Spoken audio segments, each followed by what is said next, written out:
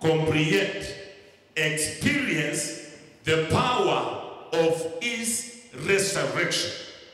Some things get stagnant. Some things fail to move in the Christian community because people know him. They know he is Christ. He died for the sins of mankind, but they don't understand that power which is in the resurrection. That is the thing I want to unveil. I want to dwell there because every act of Jesus had a purpose. It helped us to move from one level to another. The death had a purpose. Even the resurrection has a purpose. And it is important for us to understand the purpose and more so the power of that resurrection. He continued to say, and they participate in his suffering, becoming like him in his death. That is even deeper when you participate in the suffering of Christ. And more so you start to become like him in his death. But first, understanding and knowing the power of his resurrection. I have some few things to introduce this important topic. And I want to say that the secret in this message is for you to experience that power. The power that raised Jesus from the dead. Remember, these guys crucified him. And Joseph of Arimathea provided a tomb, a sepulchre, where Jesus was buried and it was sealed. And I know the soldiers and every other leader who participated in the death of Jesus went celebrating, and they said the deal is already done. The seal is already put. I know sometimes we experience things which cause people to celebrate, to say that it is done, it is over. This young man will not succeed. This pastor will not succeed. Christianity will not flow. That is how it was sealed by a stone in the tomb where Jesus was buried. And they said, now we have done away with Jesus Christ of Nazareth, and now there is nothing else that can be done. These people forgot that there was another power. They have killed him, yes. He is already buried, yes. The stone is even sealed properly, and there are guards who are guarding so that nobody may come and pick that body. But the word is very clear. There was another power, the power of the resurrection, which can cause things to happen, which can cause situations to change, which can cause challenges to melt down. And this morning from this altar, we are speaking that power in the nation of Kenya, in the world, especially this time we are going through challenges. We are declaring the power of the resurrection is going to be a solution. I believe wherever you are listening to us, and you have begun now to experience and to understand there is a power beyond death, a power beyond limitation, a power beyond failure, a power beyond death, a power beyond sickness. That power is the one which raised Jesus from the dead. May that power begin to operate in your life, in your family, in your business, in your finances, in your church. May that power begin to operate from today in Jesus' mighty name. I believe I'm going to flow with some people on this live stream who are going to know beyond what is happening in their lives.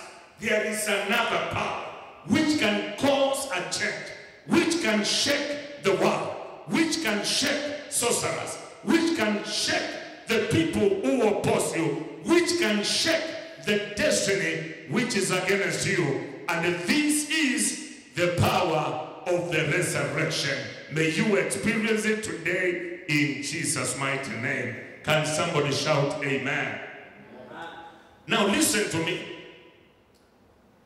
As I said on Friday, if you remove resurrection from Christianity, it becomes a dead religion.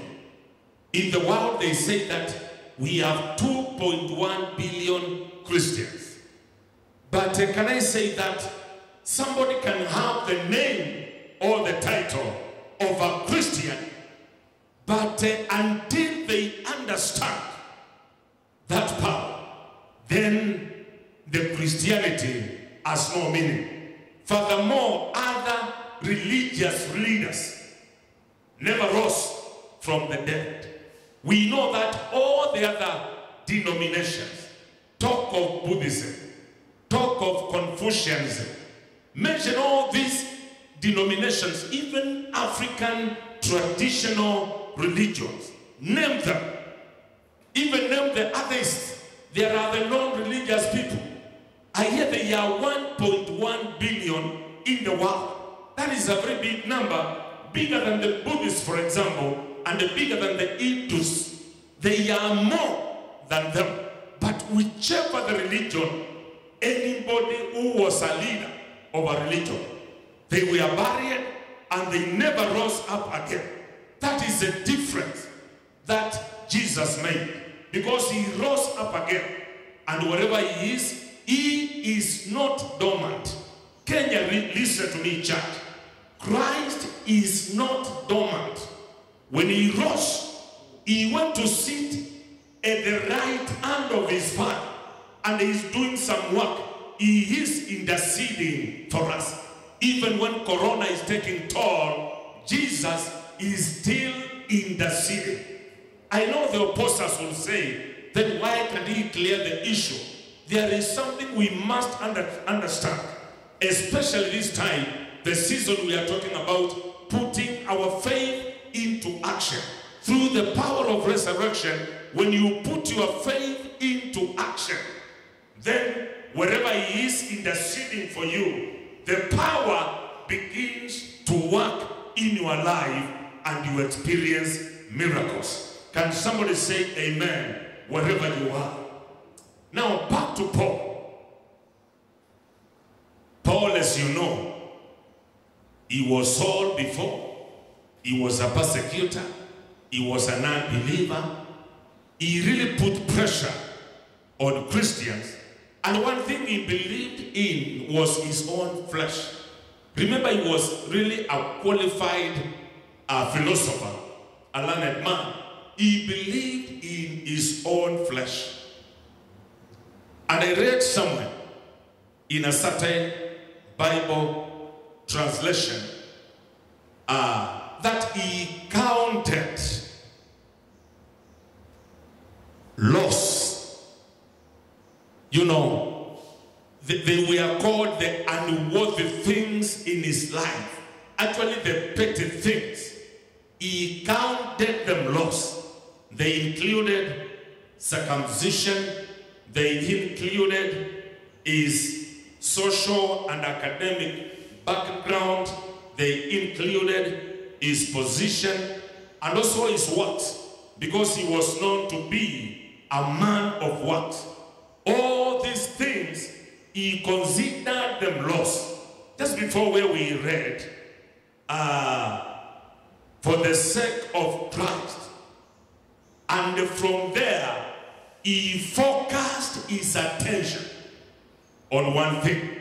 His attention went to the power of the resurrection. He knew he was powerful. He knew he had a strong pedigree. His background was so powerful. But from the look of things, he counted them lost, so that he may go and understand God better through the resurrection of Christ.